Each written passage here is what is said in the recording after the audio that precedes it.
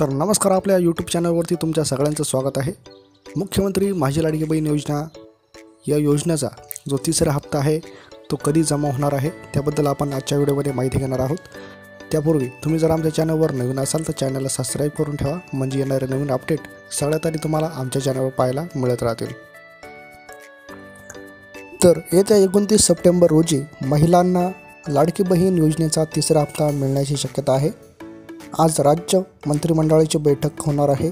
या बैठकीत मुख्यमंत्री माझी लाडकी बहीण योजनेच्या तिसऱ्या हप्त्याबाबत निर्णय घेण्याची शक्यता आहे। या बैठकीत येत्या 29 सप्टेंबर रोजी या योजनेचा तिसऱ्या हप्त्याच्या वितरणाबाबत तारीख ठरवली जाऊ शकते। येत्या 29 सप्टेंबर रोजी तिसरा हप्त्याचे वाटप करण्याचा निर्णय झाल्यास रायगड जिल्ह्यातील महिला मेळावा आयोजित केला जाऊ शकतो। मंत्री आदिती तटकरे यांनी सांगितले की मुख्यमंत्री माझी लाडकी बहीण योजनेचा तिसरा कार्यक्रम 29 सप्टेंबर रोजी रायगडमध्ये होणार आहे। या तिसऱ्या राज्यस्तरीय कार्यक्रमात सप्टेंबरपर्यंत प्राप्त झालेल्या अर्जदार महिलांना लाभ वितरित करण्यात येतील। ज्या महिलांना अद्याप एकही हप्ता मिळाला नाही त्यांना 3 हप्ते एकदम दिले जातील।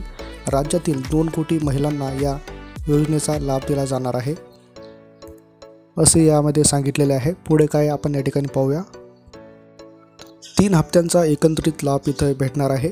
ज्या अद्याप एकही हप्ता मिळाला नाही किंवा ज्यांना अर्ज भरण्यास विलंब झाला आहे अशा महिलांना जुलै, ऑगस्ट आणि सप्टेंबरचे एकत्रित 4,500 रुपये सप्टेंबर महिन्याच्या शेवटी मिळणार आहे। दरम्यान मुख्यमंत्री माझी लाडकी बहीण योजनेसाठी नोंदणी करण्याची शेवटची तारीख ही 31 ऑगस्टपर्यंत होती, मात्र नंतर राज्य सरकारने याच्या नोंदणीची तारीख पुढे वाढवत 30 सप्टेंबरपर्यंत केली आहे।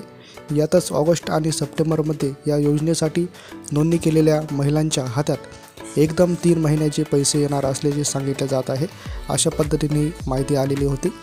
तुम्हाला जर माहिती पूर्ण वाटली असेल तर व्हिडिओला लाईक करा आणि जास्तीत जास्त शेअर करा। चॅनलवर नवीन असाल तर चॅनलला सबस्क्राइब करून ठेवा।